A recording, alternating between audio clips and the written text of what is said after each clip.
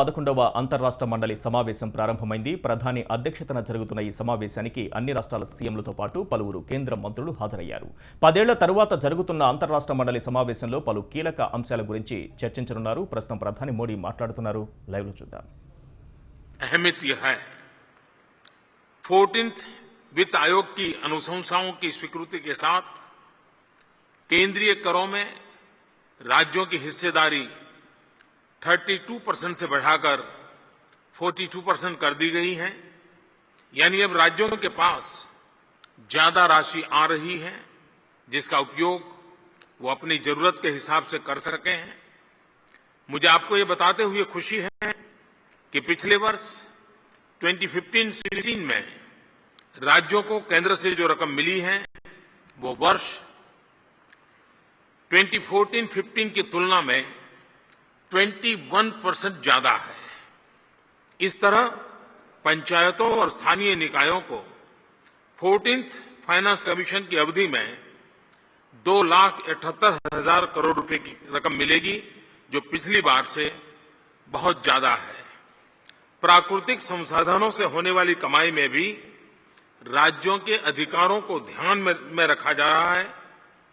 कोयला खदानों की नीलामी से राज्यों को आने वाले वर्षों में 3,35,000 करोड़ रुपए की रकम मिलेगी।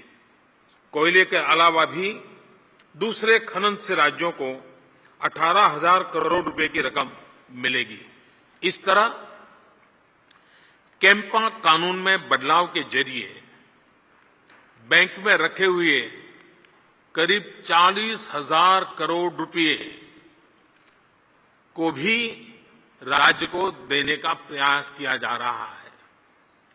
कैंपा का जो बिल है वो अभी राज्यसभा में पिछली बार होना चाहिए तो नहीं हो पाया, इस बार फिर से राज्यसभा में आएगा।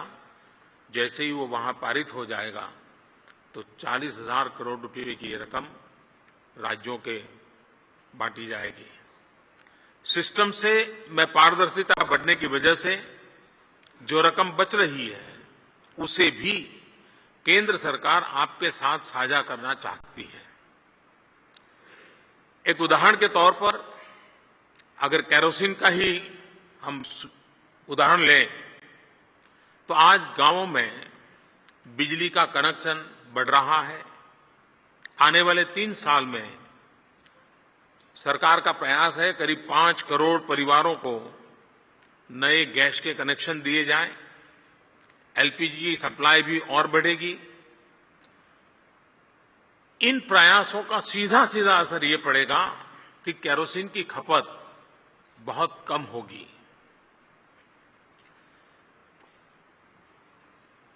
हाल ही में चंडीगढ़ प्रशासन ने चंडीगढ़ को केरोसिन की खपत से मुक्त किया, केरोसिन फ्री चंडीगढ़ बनाया। अब केंद्र सरकार ने एक योजना आपके सामने रखी है कि जैसे जैसे केरोसिन की खपत कम हो रही है, अगर उसको हम साइंटिफिक तरीके से कुछ काम करें और जरूरतमंदों को केरोसिन पहुंचाएं, इसके अगर व्यवस्था को हम सुदृढ़ करते हैं तो संभावना है कि बहुत बड़ी मात्रा में केरोसिन बच सकता है। केंद्र सरकार ने कहा है कि आज केरोसिन में सब्सिडी के नाते जो खर्च होता है, अगर ये केरोसिन बचाया जाएगा तो 75% ये जो बचत होगी वो राज्यों को शेयर कर दी जाएगी। मैं कर्नाटक सरकार को बधाई देता हूं कि उन्होंने इस विषय में काफी पहल की, बड़ी तेजी दिखाई और उन्होंने बहुत बड़ी मात्रा में केरोसिन की खपत बचाई है और उसके कारण उनको काफी मात्रा में धनराशि भी उपलब्ध हुई है, जो धनराशि उनको पहुंच गई है। एक अनुमान है, अगर सभी राज्य थोड़ा थोड़ा करें और 25% भी खपत कम हो जाए, लोगों का कोटा कम नहीं करना है, लेकिन जो हकदार हैं उनको मिले, ये अगर हम कर लें 25%, तो एक अनुमान है कि 1600 करोड़ रुपया राज्यों को मिल सकता है। जो सब्सिडी बचेगी, जो राज्यों को देने का सरकार का फैसला है, ये बहुत बड़ा इंसेंटिव है। तो हम अगर हमारी व्यवस्था में सुधार लाएंगे तो इसका लाभ सीधा सीधा राज्यों को मिलेगा। Inter state council centre state relation के साथ ही उन विषयों पर भी चर्चा का मंच है जो देश की बड़ी आबादी से जुड़े हुए हैं। कैसे नीति निर्धारण के स्तर पर इन मुद्दों को सुलझाने के लिए एक राय बनाई जा सकती है, कैसे एक दूसरे से परस्पर जुड़े विषयों को सुलझाया जा सकता है। इसलिए इस बार इंटर स्टेट काउंसिल में पुंछी कमीशन की रिपोर्ट के साथ ही 3 और अहम विषयों को भी चर्चा के लिए प्रस्तुत किया गया है। उसमें एक है आधार। हम सब जानते हैं कि संसद में आधार एक्ट 2016 अब पास हो चुका है। इस एक्ट के पास होने के बाद अब हमें सब्सिडी हो या फिर तमाम दूसरी सुविधाएं हो, डायरेक्ट कैश ट्रांसफर के लिए आधार के प्रयोग की सुविधा अब हमें प्राप्त हुई है। 128 करोड़ की आबादी वाले हमारे देश में अब तक 102 करोड़ लोगों का आधार कार्ड बांटे जा चुके हैं। यानी अब देश की 79% जनसंख्या के पास आधार कार्ड है। और उसमें भी अगर हम एडल्ट्स को सोचें, वयस्कों की बात करें, तो देश के 96% नागरिकों के पास आधार कार्ड है। आप सभी के समर्थन से इस साल के अंत तक हम देश के हर नागरिक को आधार कार्ड से जोड़ पाएंगे। और मैं इसके लिए मुख्यमंत्रियों का, राज्य सरकारों का भी आभार व्यक्त करता हूं कि इस काम में उन्होंने काफी तेजी लाई है और काफी बल दिया है, और उसके कारण ये संभव हुआ है। आज की तारीख में एक साधारण सा आधार कार्ड लोगों के सशक्तिकरण का प्रतीक बना है। सरकारी मदद या सब्सिडी पर जिस व्यक्ति का अधिकार है, अब उसे ही इसका फायदा मिल रहा है। पैसा सीधा उसी के खाते में जा रहा है। इससे पारदर्शिता तो आई ही है, हजारों करोड़ रुपयों की बचत भी हो रही है, जो रुपये विकास के काम में खर्च हो पा रहे हैं। बाबा साहब आंबेडकर जी ने लिखा था कि भारत जैसे देश में सामाजिक सुधार का मार्ग उतना ही मुश्किल है, उतनी ही अड़चनों से भरा हुआ है जितना स्वर्ग जाने का मार्ग। जब आप सामाजिक सुधार की सोचते हैं तो आपको दोस्त कम, आलोचक ज्यादा मिलते हैं। अनकोट।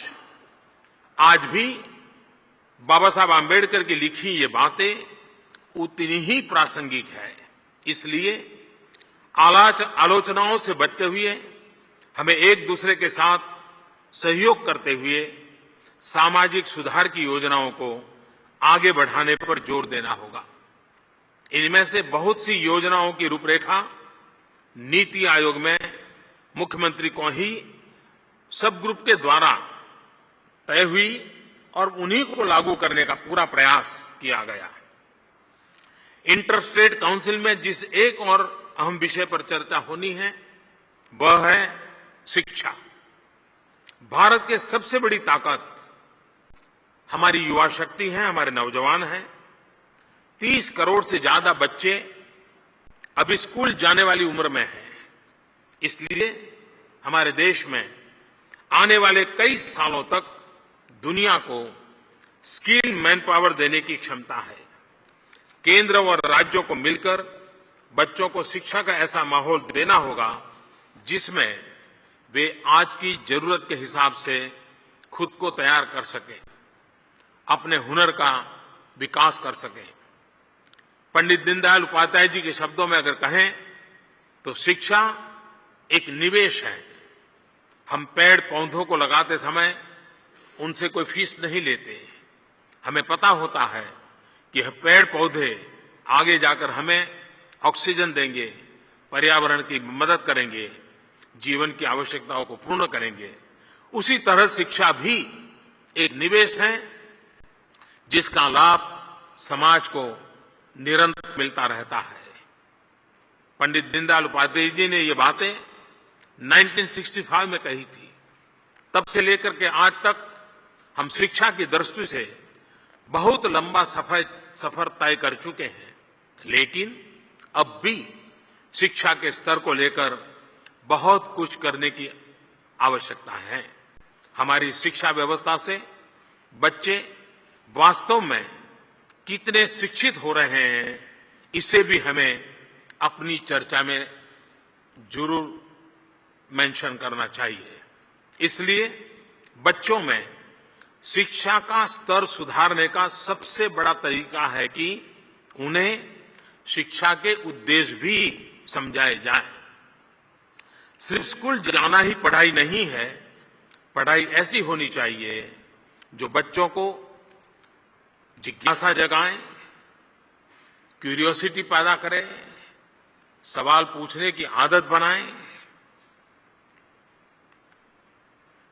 एक जिज्ञासा के माध्यम से वो जीवन के हर मोड़ पर कुछ न कुछ नया सीखने के तरीके ढूंढता रहे, उसकी प्रेरणा मिले। स्वामी विवेकानंद जी ने भी कहा था कि शिक्षा का अर्थ सिर्फ किताबी ज्ञान पाना नहीं है। ప్రధాని అధ్యక్షన 11వ అంతర్రాష్ట్ర మండలి భేటీ ప్రారంభమైంది.